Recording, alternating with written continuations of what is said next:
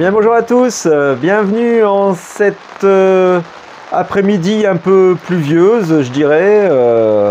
J'ai planté les choux ce matin, donc vous allez pouvoir découvrir la plantation des choux-fleurs que j'avais fait au mois d'octobre l'année dernière en semis et repiqué ensuite ce vendredi. Dans la planche numéro 10, jardin numéro 3. Donc un chou-fleur merveille 4 saisons, un très bon chou-fleur volumineux, la pomme assez serrée. Et c'est un beau chou-fleur qui résiste bien à la fois aux chaleurs et à la fois au froid encore printanier. Donc petit repiquage assez serré, je dois dire. On va aller voir ça. Sur le chou-fleur, aussi bien le manger en vinaigrette, chaud. Par chez nous, on le fait également avec une petite béchamel au four, la béchamel, un petit gruyère par-dessus. C'est vraiment sans sas délicieux. Voilà, on se retrouve tout de suite pour la présentation du chou-fleur. Avant, je vais vous montrer ce qui en est des tomates que j'ai mis en serre pour la plantation au mois d'avril. En attendant, elles vont venir séjourner un peu en serre avec voile de protection, bien sûr, pour les températures négatives. Donc, à tout de suite, mes loulous, c'est parti pour le chou-fleur. Bien voilà les tomates que j'ai descendues cette semaine dans la serre numéro 2. Donc à gauche on a la tomate Altaï bio et à droite la tomate marmande. Donc elles ont poussé tranquillement, ce sont en motte, des tomates que j'ai fait en motte. Elles ont poussé tranquillement à l'intérieur de la maison et c'est les premières tomates que je vais mettre en serre ici. Et voilà ce qu'il en est. Depuis 2-3 jours qu'elles sont ici dans la serre, on peut voir qu'elles se portent vraiment très très bien. Bien évidemment, voile de protection le soir, même un double voile et un triple voile s'ils annoncent dégelé.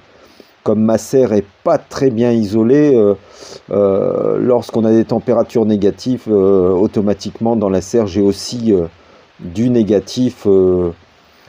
Moins 3 dehors, je peux avoir moins 1 à l'intérieur, donc vaut mieux protéger. Donc on peut voir que elle se porte vraiment très bien et que pour voir si vos tomates se portent vraiment bien, il suffit de regarder les pieds des tomates. La tige de la tomate est bien rouge rosé là.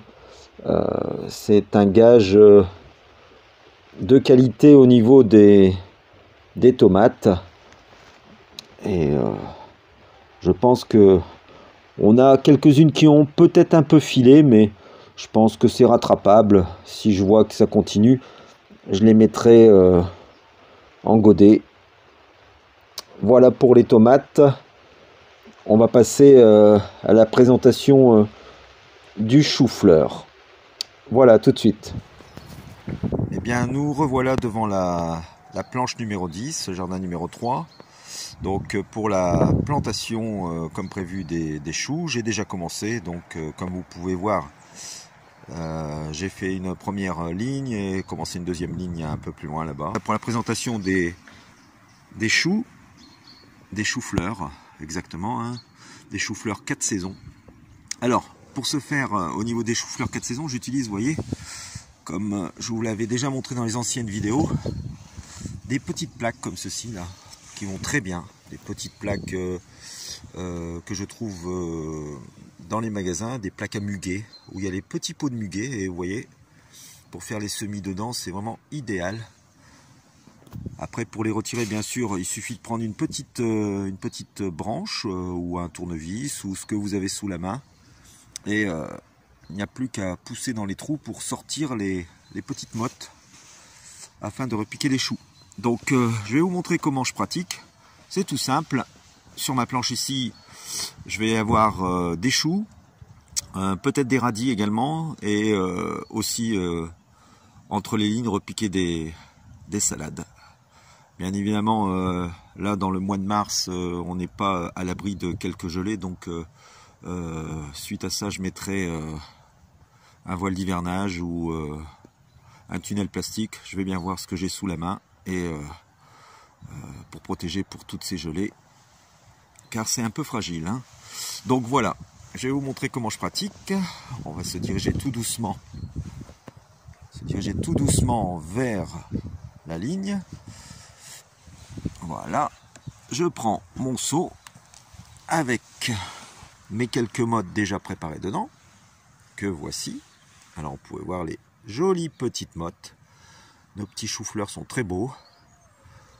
On pouvait encore les conserver un peu, les faire grandir un peu, mais bon, je pense qu'on peut également les planter en cette période et à ce stade.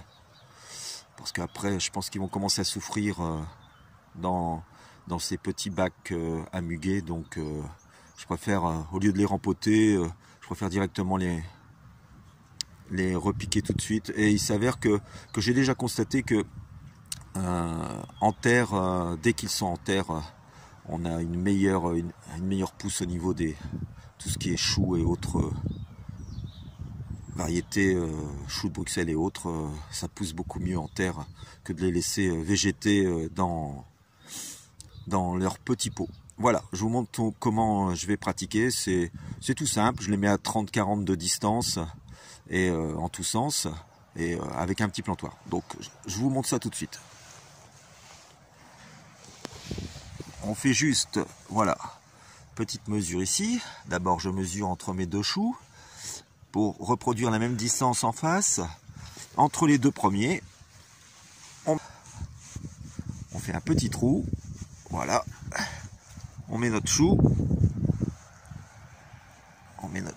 Bien évidemment, pas évident avec notre... Et voilà. Et juste comme ceci, à ras du collet ici. Pas plus profond, surtout pas plus profond. Voilà.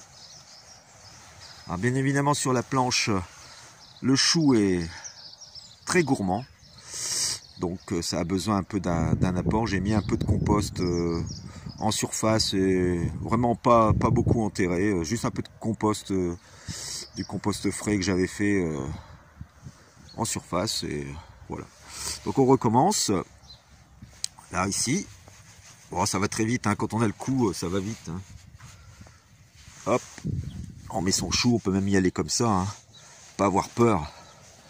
Voilà. Et voilà notre deuxième petit chou. Voilà. Comme ceci. Voilà.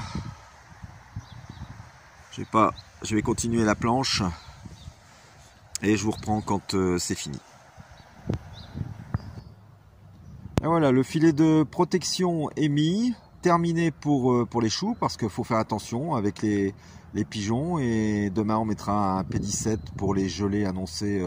S'il y a des gelées annoncées demain ou la semaine prochaine. Donc pour demain je pense que ça va aller, mais la semaine prochaine peut-être des gelées, donc peut-être du froid dans la nuit. Donc on mettra un P17 par dessus, mais là c'est vraiment une protection pour les oiseaux, les pigeons qui raffolent des petits choux et également des pois. Voilà.